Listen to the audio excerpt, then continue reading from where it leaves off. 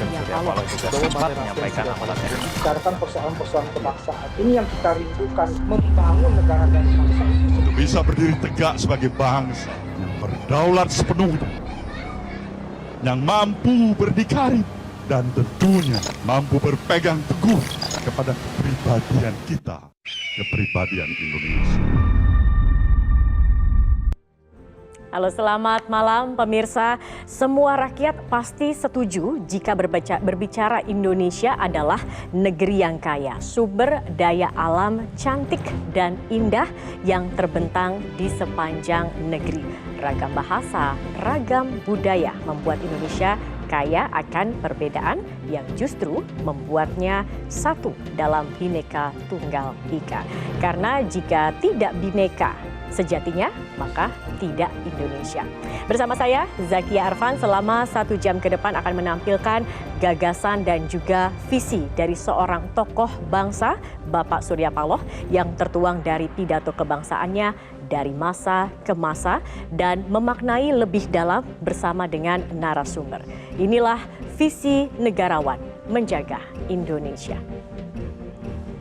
Dan pemirsa, Indonesia sejatinya selalu luar biasa melahirkan tokoh-tokoh hebat yang tidak lekang oleh usia. Sama seperti dengan dua narasumber kami yang telah hadir di studio, sudah ada Bang Abraham Samad, Ketua KPK periode 2011 hingga 2015, dan juga seorang doktor dari Harvard University yang juga sebagai pemikir kebinekaan, Bapak Sukidi. Selamat malam Pak Sukidi dan Bang Abraham, apa kabar? Alhamdulillah sehat-sehat. Senang sekali malam ini kita bisa berkumpul lagi di Metro TV. Kita bersama-sama malam ini kita akan nanti memaknai lebih dalam apa saja pidato-pidato dari Bapak Surya Paloh seperti itu. Dan juga pemirsa, dalam segmen ini Visi Negarawan akan membahas mengenai kekayaan negara Indonesia yang sejatinya memiliki potensi kekayaan besar. Dan jangan sampai kekayaan alam Indonesia ini malah menjadi kutukan bagi bangsa sendiri dan tidak memberikan kenikmatan bagi rakyatnya. Kita sadar, saudaraku semuanya, bahwa saya anugerah dari Sang Maha Pencipta kepada kita sebagai suatu bangsa adalah anugerah yang patut dan patut sekali kita syukurin. Tidak semua bangsa di permukaan bumi ini memiliki anugerah yang luar biasa seperti anugerah yang kita miliki pada bangsa ini. Posisi kita sebagai satu bangsa adalah begitu luar biasa di tengah-tengah hadirnya bangsa-bangsa lain di permukaan bumi ini. Lihatlah luas wilayah kita ini. Luas wilayah yang cukup berarti. Luas wilayah yang cukup strategis. Secara geografis, betapa positioning Indonesia dengan wilayah dan luas wilayah yang ada ditempatkan dalam posisi yang begitu strategis. 2/3 wilayah kita di Indonesia ini terdiri dari lautan, sepertiganya daratan. Kita memiliki ribuan pulau-pulau, kita juga memiliki gunung, bukit, ngarai, lembah, dan sumber daya kekayaan alam yang juga luar biasa. Kita bahkan memiliki garis pantai yang terpanjang di dunia ini. Kontur struktur tanah kita di wilayah negeri kita ini adalah tanah yang subur. Matahari yang terbit sepanjang tahun, hujan yang cukup sepanjang tahun, itu membuat kita sebenarnya mampu untuk menyatakan ini adalah negara agraris. Kita juga bisa menyatakan Indonesia adalah negara maritim dengan potensi sumber reserve mineral yang luar biasa ada di dalam bawah permukaan laut kita. Terima kasih kepada Sang Maha Pencipta. Tidaklah berlebihan sebenarnya kalau dalam posisi kita sebagai bangsa yang sudah merdeka 71 tahun ini, kita harusnya sudah semakin mendekatin lagi cita-cita kemerdekaan yang memang telah dititahkan oleh proklamasi kemerdekaan itu. Tetapi saudaraku semuanya, dengan semua anugerah yang kita capai ini, dengan semua potensi yang luar biasa kita miliki sebagai bangsa, kalaulah kita bertanya kembali kepada diri kita, apakah memang hari ini kita masih bisa menyatakan diri kita, atau sudah bisa menyatakan diri kita sebagai bangsa yang hebat, yang perkasa, yang kuat, yang dihargain, yang dihormatin? Nah, inilah sebenarnya sebuah harapan. Kenapa saya katakan harapan? Karena masih menjadi harapan.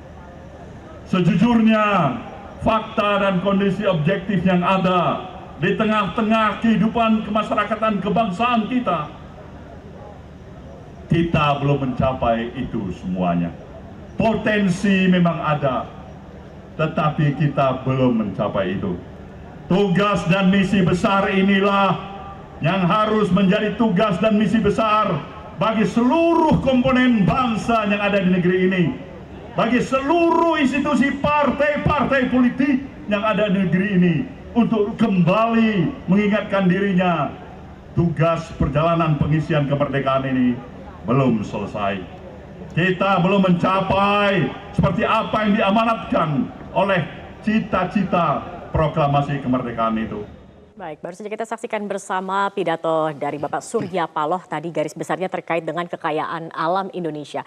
Pak Sukidi, dalam pidatonya tadi Pak Surya Paloh mengatakan Indonesia diberkahi dengan letak geografisnya yang strategis. Bahkan kita bisa menyebut diri sebagai negara agraris dan juga negara maritim begitu ya, dengan kekayaan alam baik di darat maupun juga dengan di laut. Namun juga tadi Bapak Surya Paloh mengatakan potensinya memang ada, akan tetapi kita belum mencapai itu. Nah, apakah kalau Anda melihat pemanfaatan kekayaan alam Indonesia ini sudah sesuai dengan tujuan dan cita-cita proklamasi Indonesia, di mana salah satunya kan menyebutkan untuk menyejahterakan begitu kan masyarakat Indonesia itu sendiri. Bagaimana pandangan Anda?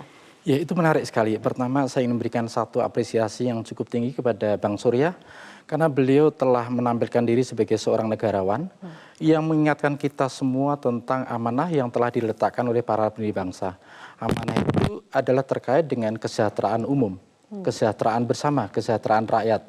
Dan itu menjadi amanah mulia karena apa? Karena seringkali kita diingatkan tentang potensi kekayaan alam yang luar biasa. Tuh. Tapi setelah hampir 78 tahun Indonesia merdeka, kesejahteraan itu masih jauh dari kenyataan.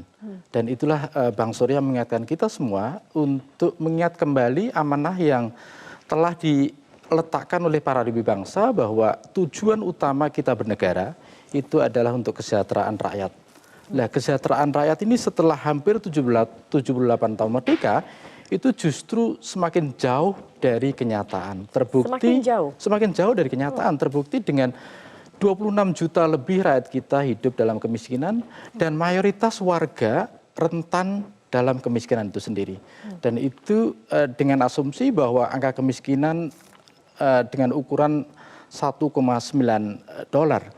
Ketika angka itu dinaikkan menjadi $3.20 misalnya, kemiskinan kita bisa jatuh sekitar 40% rakyat Indonesia. Itu artinya apa? Artinya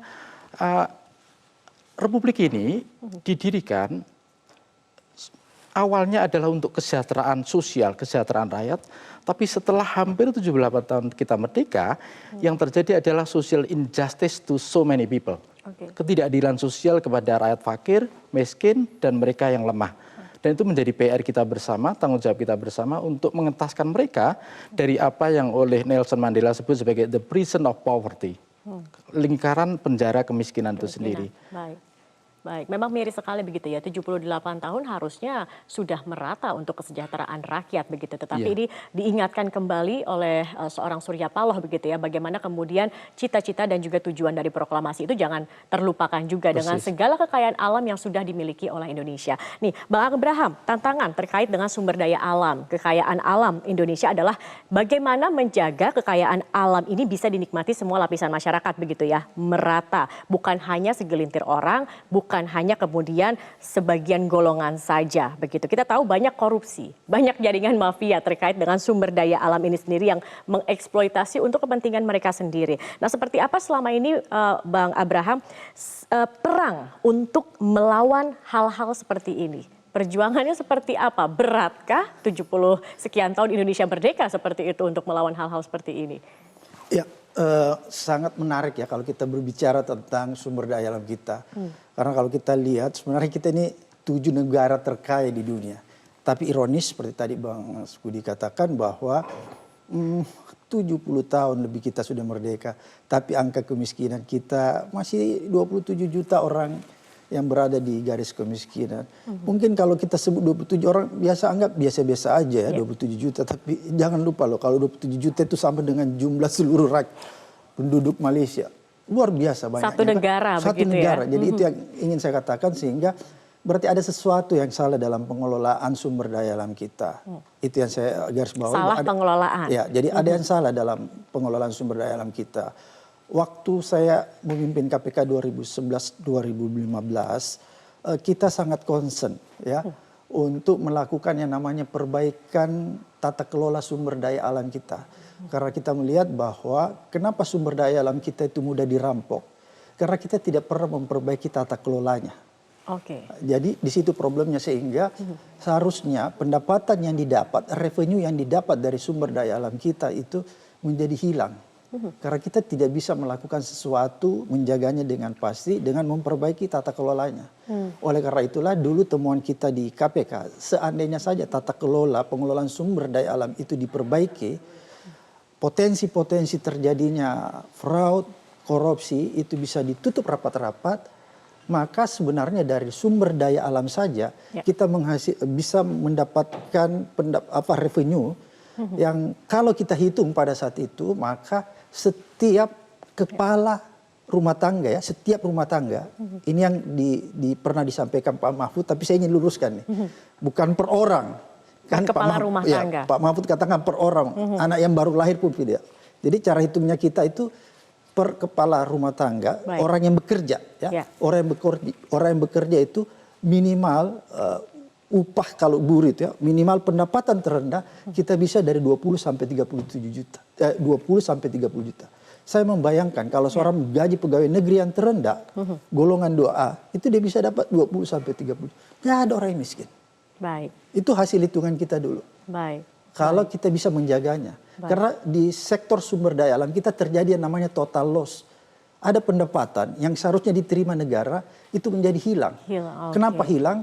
Karena ada ruang-ruang fraud, ruang-ruang korupsi itu yang tidak bisa ditutup rapat-rapat. Baik, baik. Itu yang menjadi PR seharusnya untuk pemimpin negeri ini begitu ya. Karena dari hasil sumber daya alam ini sebenarnya bisa mensejahterakan masyarakat cukup dan bisa mengentaskan kemiskinan sesuai dengan tujuan dari proklamasi itu sendiri. Baik, ini semakin hangat pembicaraan kita pada malam hari ini pemirsa dalam visi negarawan menjaga Indonesia. Namun kami akan break sejenak, kami akan kembali sesaat lagi tetap bersama kami di visi negarawan menjaga Indonesia.